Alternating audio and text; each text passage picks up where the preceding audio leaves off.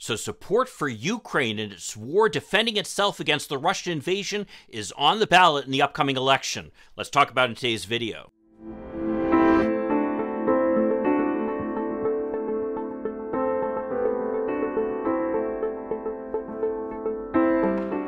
Hi, I'm Mike Greiner. I'm a lifelong Democratic activist who's concerned about the direction our country is taking. I'm also a lawyer and an academic, and I'm here to help you stand up to the BS of the MAGA crowd. So if you're a supporter of the Ukrainians, as I am, in their resistance to the illegal and immoral invasion by Vladimir Putin, and if you're a big supporter of President Biden and the leadership that he has provided with our NATO allies in standing up to this Russian aggression, then you should be worried, as I am. It turns out that there are growing voices in opposition to this, delivering exactly what Vladimir Putin wants. I mean, check out this video over here by former Italian Prime Minister Silvio Berlusconi, who is just re-elected to the Italian parliament, and who's going to play a key role in setting up the new right-wing government of Italy. Let's check it out here. Guardi, Putin è caduto in una situazione veramente difficile e...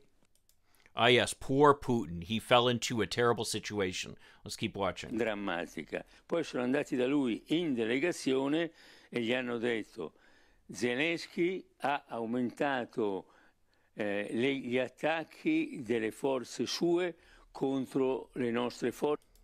Yes, Zelensky increased the troops at the borders. Now remember what was going on at the border there. You had a Russian-supported rebellion, essentially, in the eastern sections of Ukraine. This is the area where, for example, that missile was shot that shot down the Malaysian jetliner. Remember that?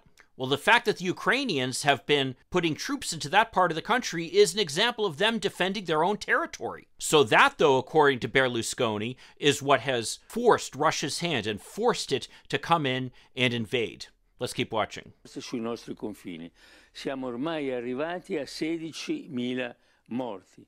Per favore, difendici, perché se non ci difendi tu, non sappiamo dove potremo arrivare. Operazione speciale.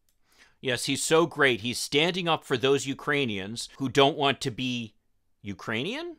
Let's keep watching. Così era stata chiamata agli inizi, per cui le truppe russe dovevano entrare in una settimana a raggiungere Kiev, sostituire con un governo di persone per bene il governo di...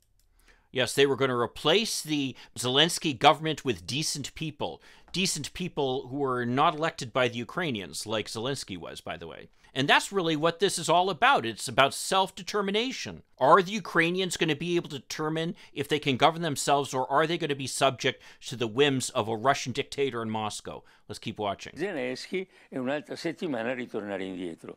Now, the reason I thought it was important to play this video, even though it's from Italy, is that it represents essentially what is the Putin line. And in fact, Berlusconi was recorded talking about what great friends he is with Vladimir Putin. But the problem is that this type of Russian propaganda is not just playing havoc in Italy, which is a country that has been supportive of the Ukrainians, part of our coalition, but also here in the United States. We know well, of course, about the growing chorus of voices on the right who've been opposed to helping the Ukrainians. Kevin McCarthy, in a recent interview, admitted as much, that if he's the speaker, that he's going to be looking to limit the aid the United States is able to send to the Ukrainians. And in Ohio, J.D. Vance, in his campaign for U.S. Senate, is open about the fact that he doesn't care about Ukraine and doesn't want to send any money there. But what I found especially shocking today was reading an article about how a group of liberal lawmakers, led by Pramila Jayapal and Jamie Raskin, were urging the United States to just negotiate directly with Russia, bypassing Ukraine from those negotiations. And that's just one more example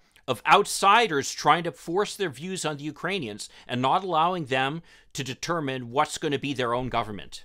As Democrats who care about democracy worldwide and who care about justice and fairness and who stand against illegal war crimes, we need to be firm about the fact that we will stand up to Russia and will continue to support Ukraine, as President Biden said, doing everything that it takes to help them defeat Russia. Well, if you're interested in finding out more about the craziness going on in Ukraine, check out this video I did over here where we reacted to Putin's unhinged speech. I'll see you then. In the meantime, let's hope for continued progress. Thank you.